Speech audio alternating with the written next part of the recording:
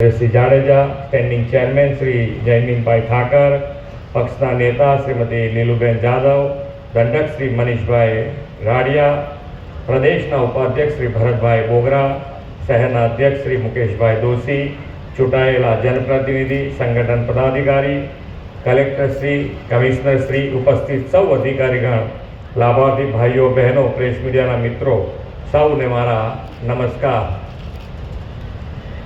વિશ્વ નેતા અને યશસ્વી વડાપ્રધાન શ્રી નરેન્દ્રભાઈ મોદીએ જે વિકાસની રાજનીતિનો નવો ઇતિહાસ રચ્યો છે, તેમના દિશા દર્શનમાં વિકસેલી આ રાજનીતિને ગુજરાતની જનતા જનાર્દને ડિસેમ્બર 2022માં ઐતિહાસિક જિલ્લા પંચાયતના પોતિકા ભવનનું પણ ખાતમુહૂર્ત કર્યું છે.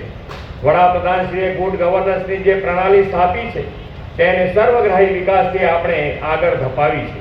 એ દિશામાં એક વધુ કદમ ભરવાનો રાજકોટ મહાનગરપાલિકાનો આજનો આ કાર્યક્રમ છે.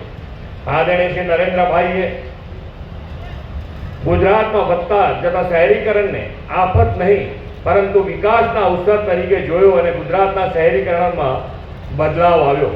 તેમણે શહેરોના વિકાસ માટે બજેટ વધાર્યું અને બજેટને કારણે કોઈ કામ અટકે નહીં તે પણ સુનિશ્ચિત કર્યું છે. ગુજરાત શહેરનું શહેરી વિકાસનું બજેટ 2002-03માં ₹750 કરોડ હતું, જે આજે વધીને ₹21,696 કરોડ થયું છે. એક સમયે નગરપાલિકા મહાનગરપાલિકાના બજેટ 5 થી 25 લાખના બનતા હવે તો એક જ દિવસમાં કરોડો રૂપિયાના વિકાસના કામો અને એ પણ ક્વોલિટી વર્ક આપણે અપાય છે.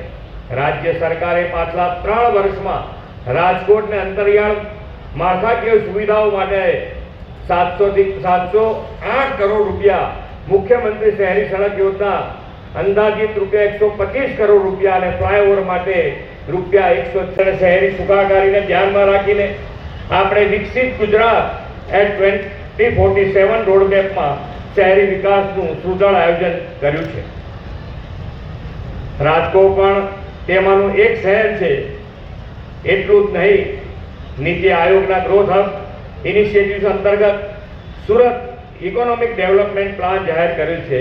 એ જ પેટર્ન પર આવનાર દિવસોમાં રાજકોટ રિજિયન પણ વિકાસવાની આપણી નેમ છે.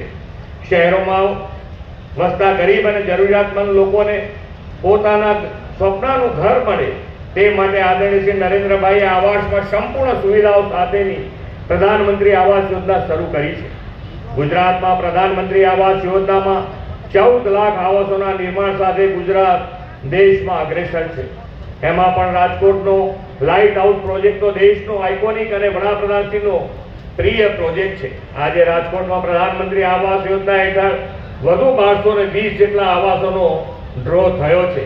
જેમને પોતાના સપનાનું ઘર મળ્યું છે તે સૌ પરિવારોને ખૂબ ખૂબ શુભેચ્છાઓ પાઠવું છું. શહેરમાં ટ્રાફિકની સમસ્યા હળવી થાય તે માટે ઉત્તમ શહેરી પરિવહન સેવા જરૂરી છે. રાજ્ય સરકાર શહેરી પરિવહન ઉત્તમ બને અને પર્યાવરણ અનુરૂપ બને તે માટે કટિબદ્ધ છે. આજે રાજકોટમાં 22 જેટલી નવી સીએનજી બસો નાગરિકની સેવાઓમાં શરૂ કરવામાં આવી છે. રાજકોટમાં પીપી ધોરણે ચાલતી 100 જેટલી સીએનજી બસોને મુખ્યમંત્રી શહેરી બસ પરિવહન યોજનાના સમાવેશ કરવાની પણ આજે મંજૂરી આપી છે, જેના કારણે રાજકોટના નાગરિકોને વધુ સારી અને પ્રદૂષણ મુક્ત શહેરી પરિવહન સેવાનો લાભ મળશે. આદરણીય વડાપ્રધાન શ્રી નરેન્દ્રભાઈ મોદીએ 2047માં આઝાદીના 100 વર્ષ ઉજવીએ ત્યાં સુધીના સમયને દેશનો અમૃતકાળ ગણાવ્યો છે. અમૃત સંકલ્પ અને સમર્પણથી કર્તવ્યરત રહીને પૂરી નિષ્ઠાથી વિકાસનો અવસર બનાવી છે. આ સરકારના સફળ શાસનના 2 વર્ષ સૌના આશીર્વાદથી ગઈકાલે પૂર્ણ કર્યા છે. વિકાસના કર્તવ્ય પર આગળ વધારવાના આ 3જા વર્ષના પ્રથમ દિવસે રાજકોટ વાસીઓને આજે એક વધારો થયો છે. શહેરમાં ભવિષ્યમાં ઊભી થનારી જરૂરિયાતોને ધ્યાનમાં રાખીને વિકાસ કાર્યનું આયોજન કરીએ છીએ. કર્તવ્ય કાળ છે. આ કર્તવ્ય કાળમાં આપણે વિકસિત ભારત 2047 માટે વિકસિત ગુજરાતનું નિર્માણ કરવું છે. આજે રાજકોટ શહેરને મળેલા વિકાસના કામો તે દિશામાં આગવું કદમ છે. આપણે સૌ આપણા નગરો હરિયાળા બને, સ્વચ્છ બને તે માટે કટિબદ્ધ થઈએ. સ્વચ્છતાને સહજ સ્વભાવ અને એન્વાયરમેન્ટ ફ્રેન્ડલી લાઈફસ્ટાઈલ અપનાવીએ. એક પેડ માં કે નામ અંતર્ગત વૃક્ષો વાવીને ગ્રીન કવર વધારીએ. વિકસિત ભારત 2047 માટે સ્વચ્છ, સમૃદ્ધ અને વિકસિત ગુજરાત બનાવીએ એ જ અપેક્ષા સાથે વિરમું છું. ભારત માતા કી જય. વંદે માતરમ. જય જય ગરવી ગુજરાત.